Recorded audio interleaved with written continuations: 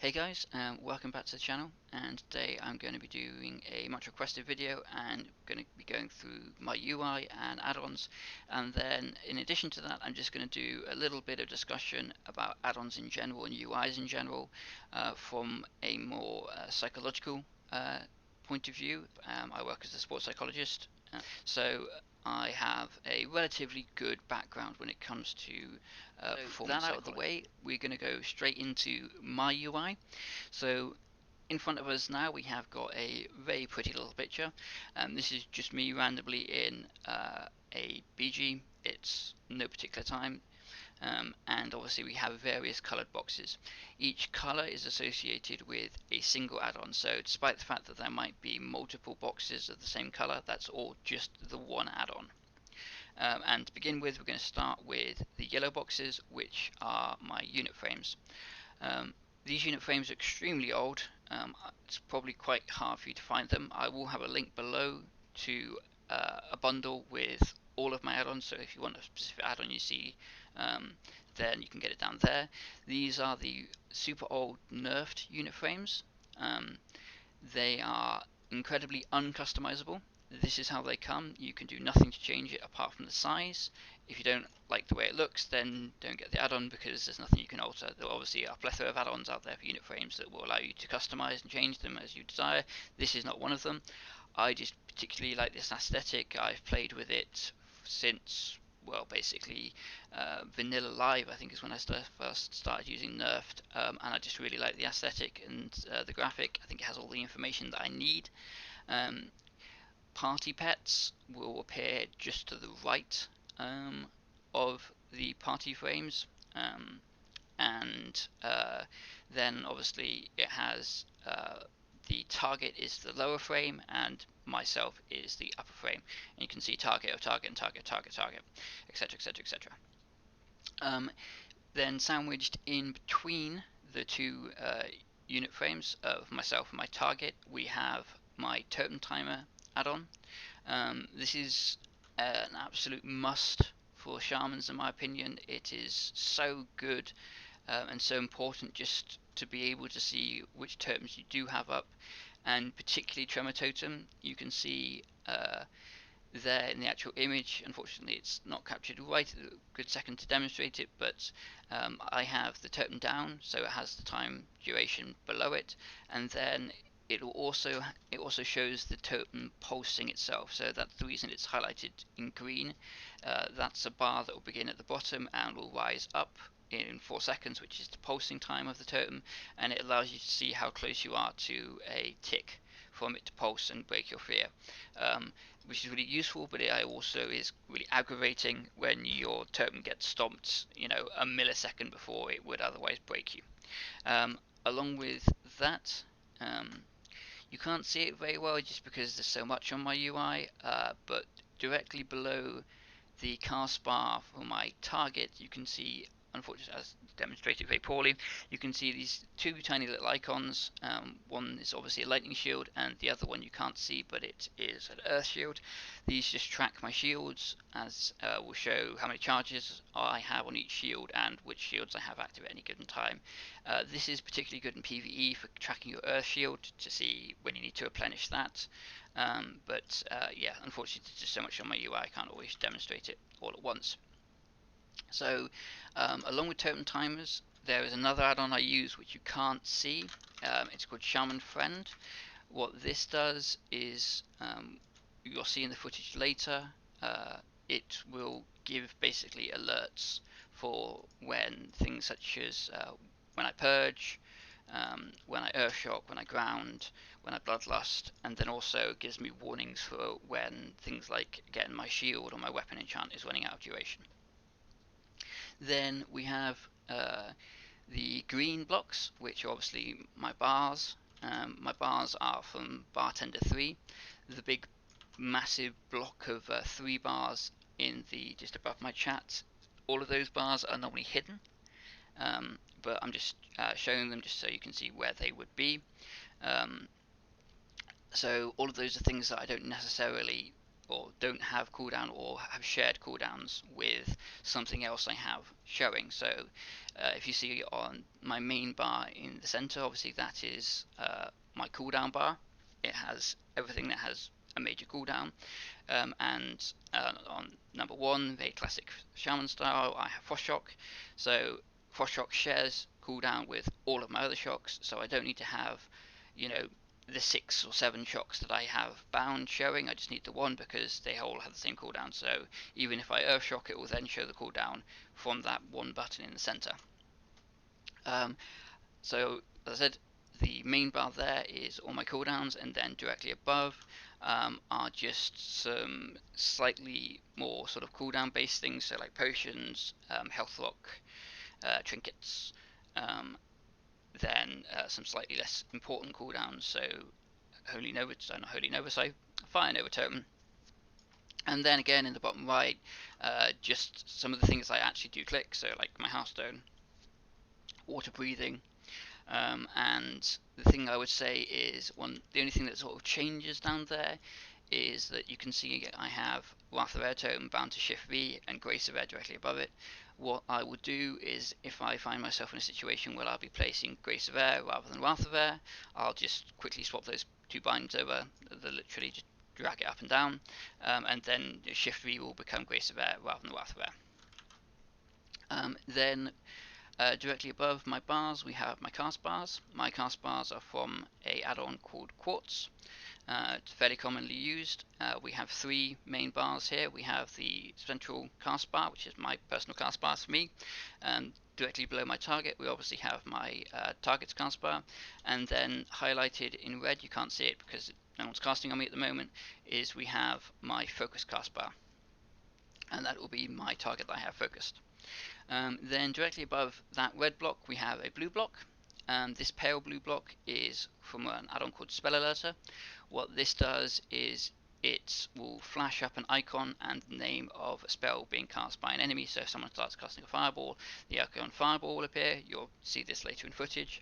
And this is particularly important because you can add specific spells that you want to track to it, and I have all of the major interrupts added to this. So if someone uses pummel or they use kick, then it will flash up and I can see that.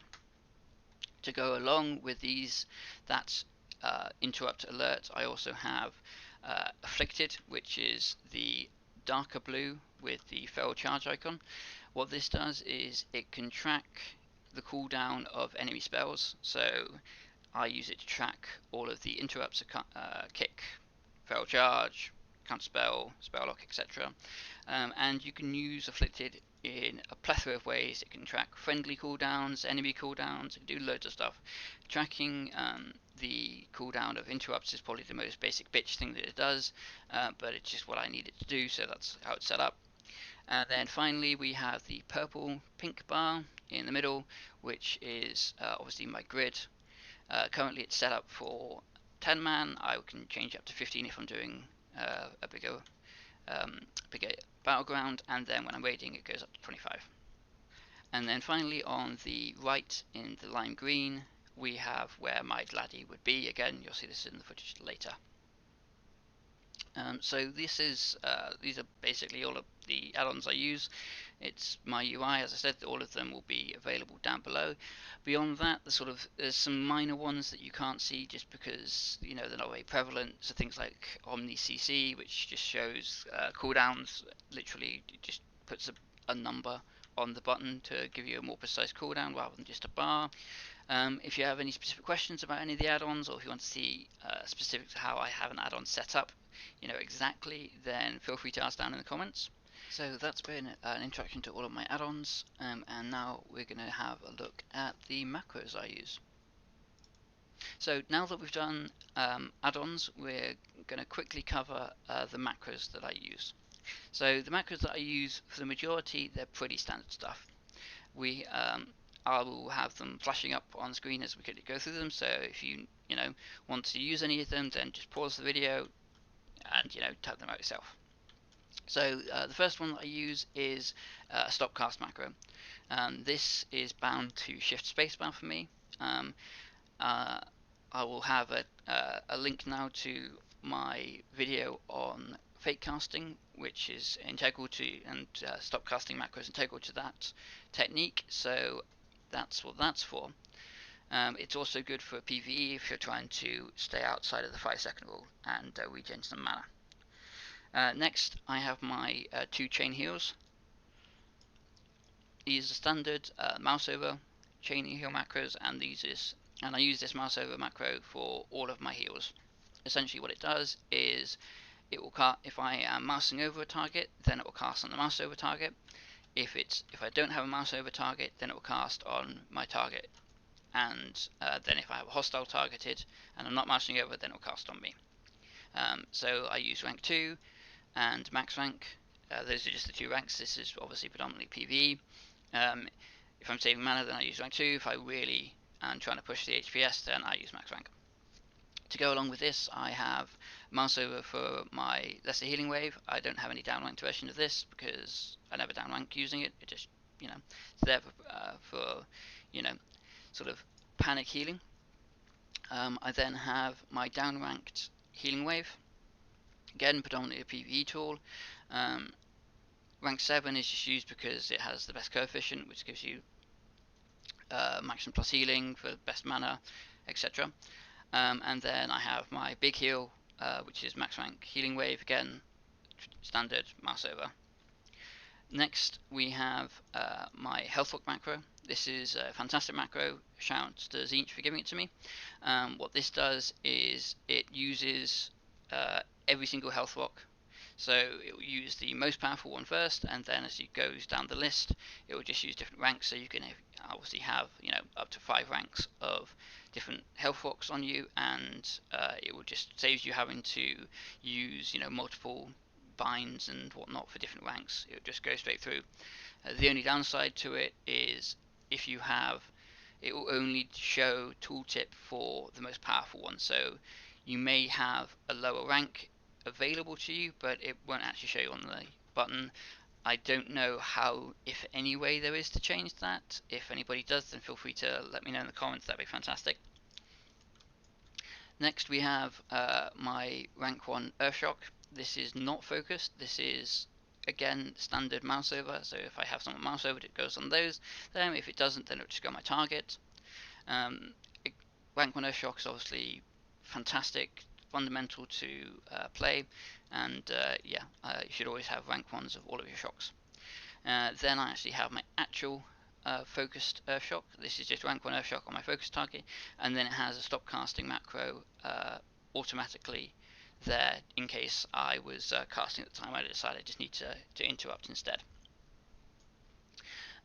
Next we have my Nature Swiftness. This is a Nature Swiftness heal, so it stops casting, does Nature Swiftness, pops my Berserking, which is my troll ratio, and then casts Healing Wave. I use this predominantly for 3v3. In 2v2 I have a different one which I'll show you in a second. The reason I have Berserking on it is I do sometimes use Berserking independently, but if I'm having to NS someone, then I definitely want reduced cast speed, so there's never a time when I don't want it to be there. I then have my Elemental Mastery one for if I'm Elemental, but we won't go into that right now. And then we have my 2v2 NS. This is because in 2v2 I will do NS Chain Lightning a lot more. It is possible to do the NS Chain Lightning with the 3's macro, but you generally don't want to be doing independent. You want your NS to have the heal straight away because it is very purgeable if you have it in the way that I have my 2's set up. So this 2's one is to do, I would have to do QC as keybinds. Obviously they're separate fingers, so they can be very fast, but it's not as fast as a macro, so it's more susceptible to purging. But again, in 2v2, as you know, I do use NS Chain Lightning quite a lot, so I don't want to have it always be the heal. And then so a little bit about macros in general and sort of an explanation of how I think about them and what I would suggest you do when deciding what macros you want. Obviously, you have sort of the very basic bitch macros, things like mouse overs. I think these are just fundamental, especially to PvE. They're brilliant. They're really, really useful. The same goes for focus macros for your interrupts. They're really, really, um, really, really basic and quite obvious. The more, I would say, innovative and quite good macros are ones where you're clustering abilities together that just kind of make sense. So what do I mean by this? Well, one example obviously is my nature swiftness macro, putting berserking in alongside my NS, because if I'm using NS, then I will definitely want reduced cast, because shit's going down and that gives me an additional pressure, and that's good. The other one obviously is to put berserking in with my bloodlust, so that the two are used simultaneously and I'm stacking those buffs offensively. Or the other one, or the other way of looking at macros, is clustering them when timings coincide. So a good example of this is on warrior. One of the mistakes that novice to intermediate warriors make is that they quite often let their shouts drop, so battle shout, commanding shout. So when I see this happening, one of my recommendations to warriors is to put their battle shout in a macro along with their death wish. So death wish, generally you will find it's macroed in with their trinkets and or the racial, say if they're orc, they have the orc racial attached to it. However, death wish has a 3-minute cooldown, and when you're PvP spec at least, your battle shouts and your commanding shout have a 3-minute duration. That means whenever you obviously pop your death wish, if you're doing it pretty much on cooldown, which you generally will be, you will then replenish your battle shout for the duration of the cooldown of death wish, and the two align very nicely. And obviously, if you're using Death Wish, then you definitely want to make sure that you've got Battle Shout up, because it's giving you 350 attack power, well, however much it is, I don't remember off the top of my head. So you definitely want to make sure that you've got that Battle Shout up if you're popping your Death Wish. And there are other examples of abilities that kind of function together like this and work well within the cooldowns and things like that. But this is just one example. So that said, let's get on to a bit of a discussion about UIs and I think how they should function and how you should aim to make them function. So UIs, or HUDs, heads up displays, I think HUD is probably sometimes a little bit of a better term when describing a UI for WoW, but we'll call it UI for the time being. Essentially what a user interface does, or what it should do, is it should take sensory information from the game that you could technically pick up yourself, store that information, and present it to you in a much more accessible way. So what do I mean by this? Well, if we're playing a character and we start to cast Lesser Healing Wave, for example, as a shaman. Now, I know that Lesser Healing Wave takes 1.5 seconds to cast, right? However, if I don't have an add-on, if I wanted to track that, what I would have to do is count 1.5 seconds in my head if I want to know how long it's taken to cast. However, what I do have is I have a cast bar add-on that takes that information that I do technically know and stores it in an accessible way, presenting it back to me. And the form that it takes is a bar that fills up over the course of 1.5 seconds, and it shows me that 1.5 seconds in a very accessible way that I therefore don't have to independently hold that information within my working memory. So that's a very simplistic way of looking at it. A more advanced add-on would be, say for example, cooldowns, my enemy cooldowns on my kick. Now, I know that kick has a 10-second cooldown, and I also know that the animation for a kick is, the character spinning, and then I also know that kick does very minimal damage, so on the scroll and combat text, or in my combat log if I was looking at that, I would see a very small amount of damage, and then in my combat log it would say kick itself. Now, all three of these tells, the damage, the name in combat log, and the animation, are really quite tricky to pick up while you're trying to do a million and one other things. So we have an add-on that takes this information, again, information that I can otherwise access, but presents it to me into a very amenable and accessible way in the form of my spell alert add-on. It flashes up, it says kick, and the next step is I know that it has 10-second cooldown, and again I could count 10 seconds in my head. However, what I do is, rather than having to do that cognition while playing, other things, is I have an add-on that takes that information, stores it, and again presents it back to me in this accessible way in the form of a countdown with the icon on my screen. So rather than me having to hold this information in my head at the same time, I can just refer back to this add-on that's taking that information and storing it for me.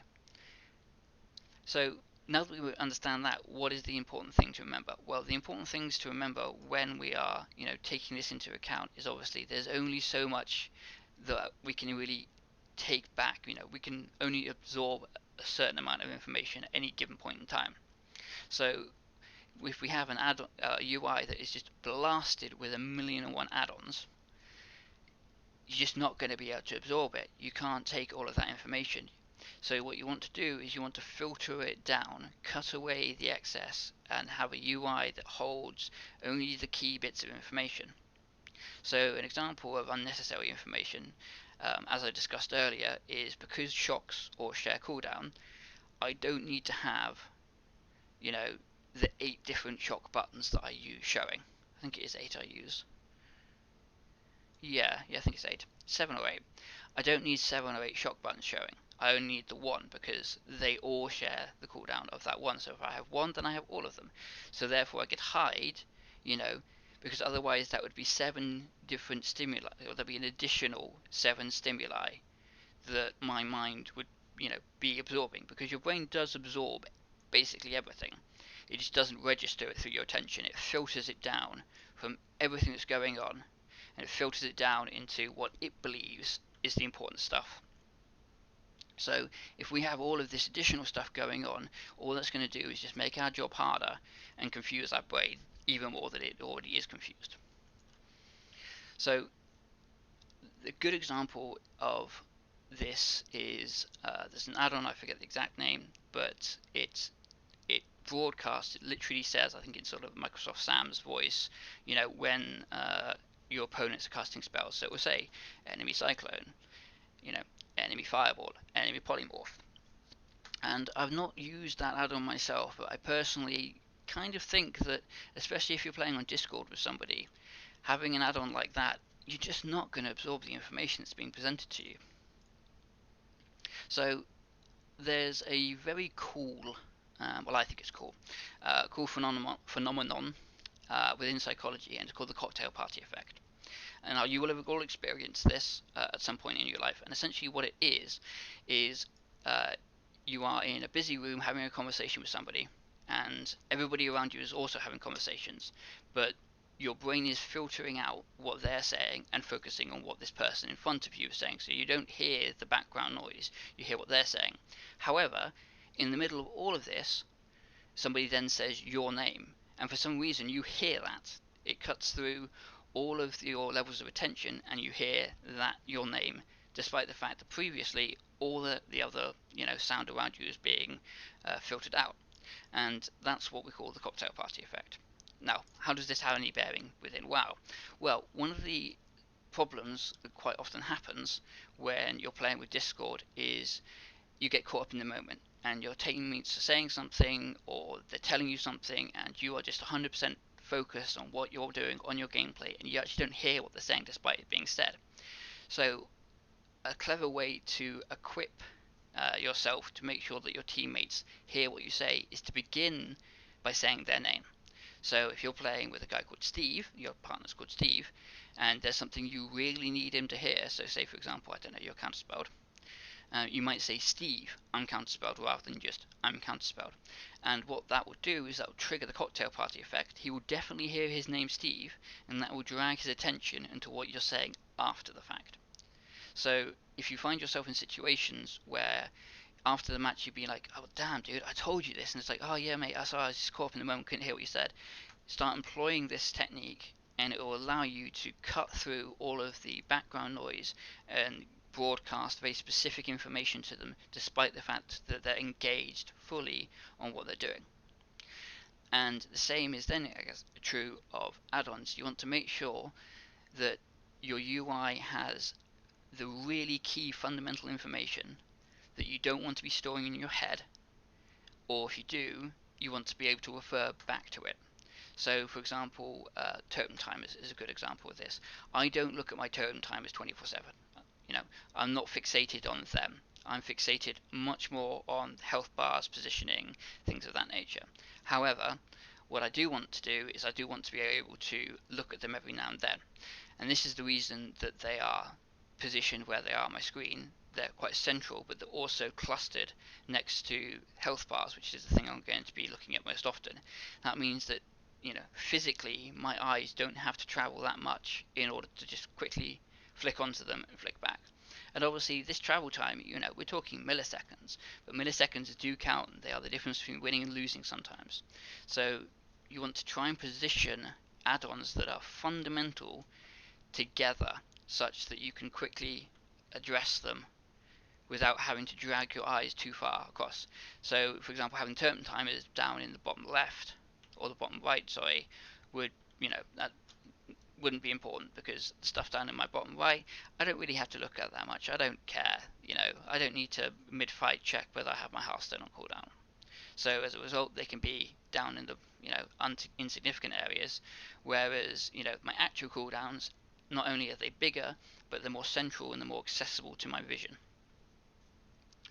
So I hope you guys have found this interesting. If you do, then by all means, please give me a like, give me a comment, feed that algorithm. It really, really does help. That's one of the things I've been noticing recently is, you know, the comments just gets more views because more people see it, because the algorithm boosts it. So yeah, let me know if you have any questions. Then feel free to ask. And yep, add-ons are in a bundle below. All the best. I think the next video is going to be some Shaman lock, if that hasn't already been released. But yeah, tournament is coming up this week. I will attempt to broadcast the tournament, and then I will also be casting along with Life is Moot. We will be casting the semi-finals and finals, assuming I'm not playing in them, but certainly for twos I will be casting that. So I hope to see you guys there. It will be fantastic to have you know, everyone come along, and yep, this is Beard and Caitlin. I hope you've enjoyed it. Cheers. Traveling somewhere,